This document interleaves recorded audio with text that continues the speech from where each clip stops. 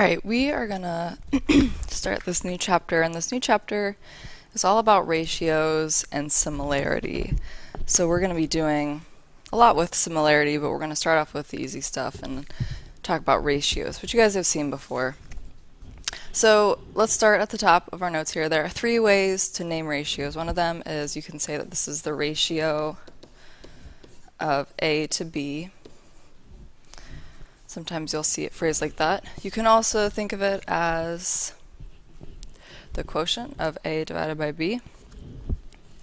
And then lastly, I know you've seen this, but A colon B is another way to refer to the ratio between A and B. All right, so let's talk about ratios, I guess, in maybe the real world and how we think of it in science. So we know that 1 kilometer is 1,000 meters, and 1 kilometer then is 100,000 centimeters because there is 100 centimeters in each meter. If you went the other direction, 1 centimeter would be 1/100th of a meter, and 1 centimeter would be 1/100,000th of a kilometer. All right, and this one we know there's, in 1 mile there's 5,280 feet. In 1 mile there is 63,360 inches. If you went the other way, 1 inch would be 1/12th of a foot. And then there would be a relationship between inches and miles would be 1 over 63,360. So we're going to use this application here for this example 1. All right, example 1 asks you to rewrite the fraction so that the numerator and the denominator have the same units, then simplify. So for letter A here, what you want to do is you want to figure out which unit basically is the larger type of unit and convert it to the smaller type. So if I look, I've got pounds and ounces. I know that there are 16 ounces in a pound, and maybe if you didn't know that, you can know that now. So if I have 2 pounds in the numerator, that means I have 32 ounces.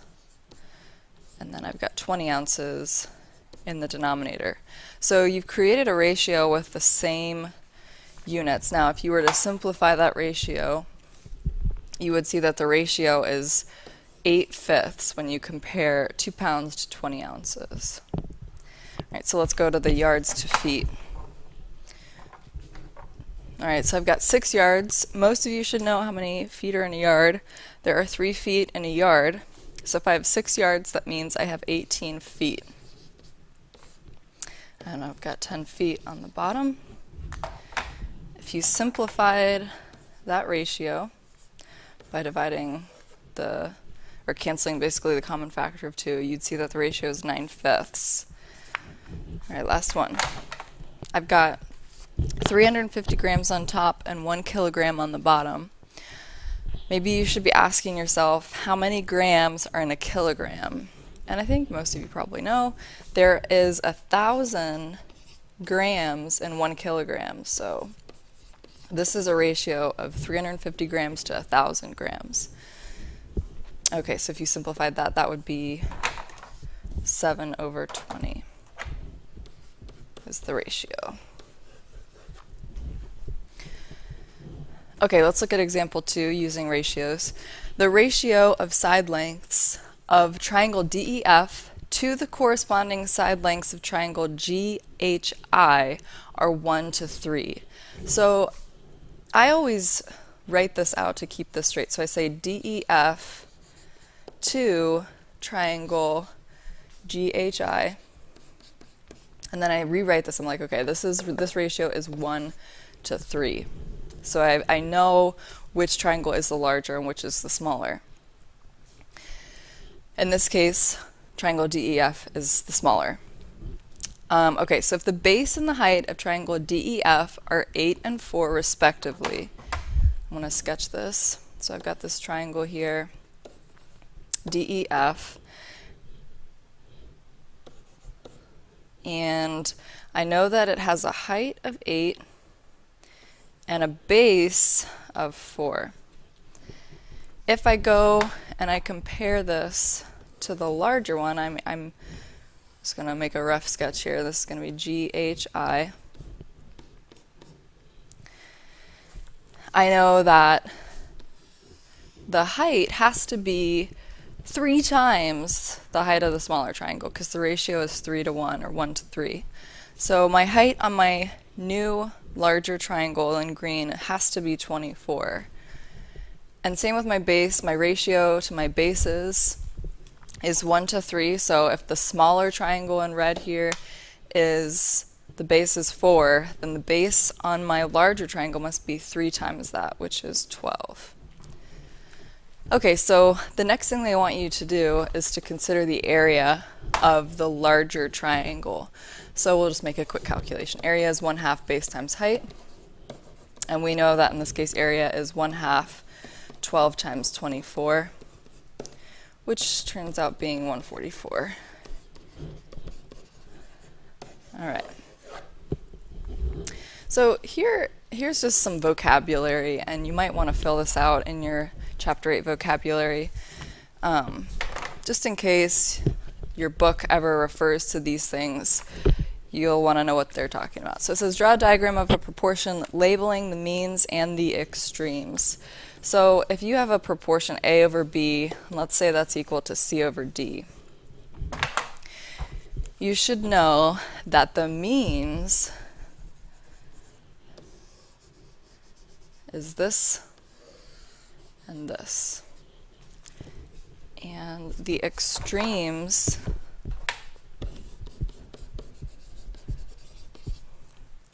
are this and this. So just jot that down. We'll consider it later. Okay, flip to the back of your notes. Here are 2 very important properties of proportions. One of them you probably know for sure. One of them you may not have seen. Make sure that you write this in your vocab if you have time, but let's talk about it. So the first property here is called the cross product property. Really all that is just the cross multiplying property. So if you have a ratio of A over B is equal to C over D, then you can just cross multiply. And I think we've done that before. The second property is called the reciprocal property. If 2 ratios are equal, then their reciprocals are also equal. So they have just basically flipped the numerator and the denominator, and that's okay, basically is what they're saying. So let's just do some review. I know hopefully you guys have done proportions many times. So if I want to solve example 3, part A, I will probably approach this one by cross multiplying. So this is going to be 28 is equal to 5x, which means x is just equal to 28 over 5. Part B, I'm going to use the reciprocal property for part B just so you can see how it's used. So I'm going to flip the numerator and the denominator on both sides of my equation. So this is going to be y plus 2 over 3 is equal to y over 2. Next thing I'm going to do is I'm basically going to clear the denominator. So you have to come up with your least common denominator to do this. So the number that is going to clear both 3 and 2 is 6. So if I distribute 6, I'm going to get, and some of you can do this in your head, you've got 3 in the denominator and you're multiplying that by 6. So you're going to be canceling the 3 and you're going to be left with 2 in the numerator. So you're going to have 2 times y plus 2 is equal to, now you're going to multiply the 6 times the y over 2, so that 2 in the bottom is going to cancel, but you'll be left with 3y in the top. You can cross multiply if this is not your thing. So I'm going to distribute here.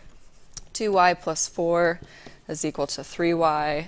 Doing some quick math, 4 is y. All right, just a few more examples. Here's one you probably have not seen. Example 4 says the measure of the angles in triangle JKL are in the extended ratio of 1 to 2 to 3. So find the measures of the angles. Extended ratio just means that it's a ratio that's comparing more than just two things. You notice that this ratio is comparing three things, three different angles of this triangle. So this might help. Sketch a triangle, and we're going to label this JLK. And I know that there's a specific ratio between the measures of the angles. I know it's 1 to 2 to 3.